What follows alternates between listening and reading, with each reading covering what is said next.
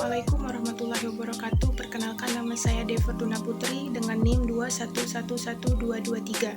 Saya berasal dari kelas PAI 3A. Di sini saya akan memenuhi tugas UAS dari mata kuliah saya, yaitu dari mata kuliah Sejarah Pendidikan Islam dan Melayu yang diampu oleh Ibu Syarifah HR Daeng 7. Ada 5 soal. Yang pertama, sebutkan dan jelaskan pembagian lembaga pendidikan Islam di Indonesia. Lembaga pendidikan Islam di Indonesia terdiri dari 3 jenis lembaga, yaitu yang pertama lembaga formal. Lembaga formal ini yaitu lembaga yang di bawah naungan pemerintah bersifat resmi, contohnya seperti sekolah. Yang kedua, lembaga informal, yaitu lembaga yang tidak di bawah naungan pemerintah bersifat tidak resmi, contohnya seperti kursus keterampilan, kursus bahasa, dan kursus komputer. Yang ketiga, lembaga non-formal, yaitu lembaga yang berada di sekitar keluarga, contohnya pendidikan yang terjadi di keluarga itu sendiri. Nomor 2, jelaskan tentang organisasi Muhammadiyah dan perannya dalam pengembangan pendidikan agama Islam di Indonesia. Pengertian Muhammadiyah itu sendiri secara etimologi berarti pengikut Nabi Muhammad, karena berasal dari kata Muhammad, kemudian mendapatkan ya nisbiyah. Sedangkan secara terminologi berarti gerakan Islam, dakwah amar ma'ruf, nahi munkar, dan tajdid, bersumber pada Al-Quran dan As-Sunnah.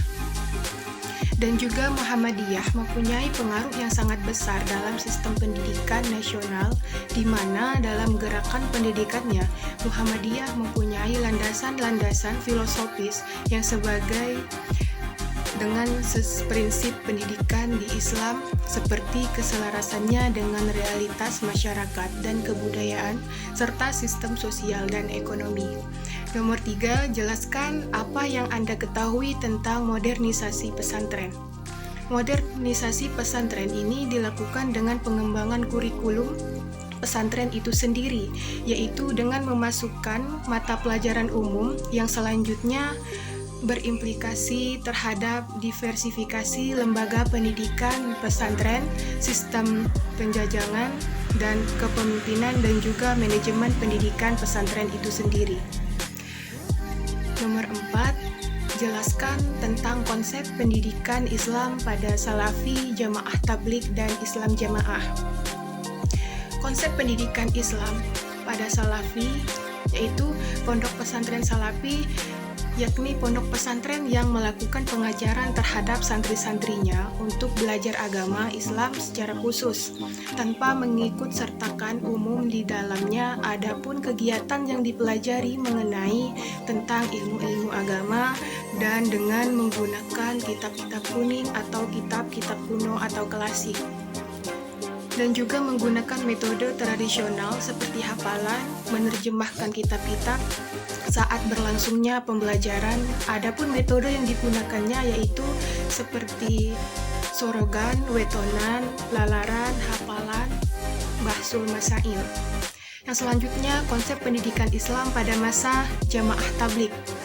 Jamaah Tabligh itu sendiri yaitu sekelompok manusia yang bergerak dalam proses penyelenggaraan aktivitas keagamaan yang berusaha untuk secara sadar dan juga sengaja serta terencana dalam upaya peningkatan taraf dan tata nilai hidup manusia dengan berdasarkan ketentuan Allah Subhanahu wa Ta'ala dan Rasulullah Shallallahu Alaihi Wasallam, serta mengajak kepada perbuatan baik dan melarang perbuatan buruk agar memperoleh kebahagiaan dunia dan akhirat.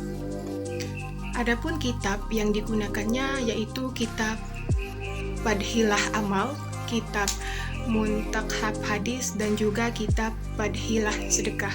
Adapun metode yang digunakannya yaitu Bi al-Hikmah. Selanjutnya, konsep pendidikan Islam pada masa Islam Jamaah. Metode pengajaran Al-Quran dan Hadis yang diterapkan oleh kelompok Islam Jamaah ini yaitu sebagaimana yang diajarkan oleh imam mereka, yaitu mengupas Al-Quran berdasarkan arti dari perkata di dalam Al-Quran. Begitupun dengan mengajarkan hadis, di mana setiap kata mereka artikan satu persatu. Karena itu kelebihan dari kelompok ini adalah kepandaian mereka dalam mengetahui kata-kata dalam bahasa Arab dan umumnya digunakan dalam Al-Quran. Adapun sumber hukum ajaran Islam Jamaah yaitu Al-Quran Manqul, Hadis Manqul, dan Sabda Imam. Yang selanjutnya nomor 5, jelaskan dasar dilakukannya perubahan terhadap lembaga pendidikan tinggi Islam dan jelaskan dampak positif dan negatifnya dari perubahan tersebut.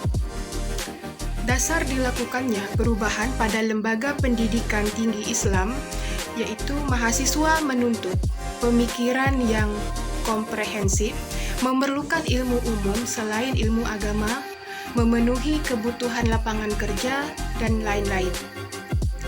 Adapun dampak positifnya yaitu memberikan peluang dan kesempatan pada para lulusan atau sarjana untuk dapat memasuki lapangan kerja yang lebih luas.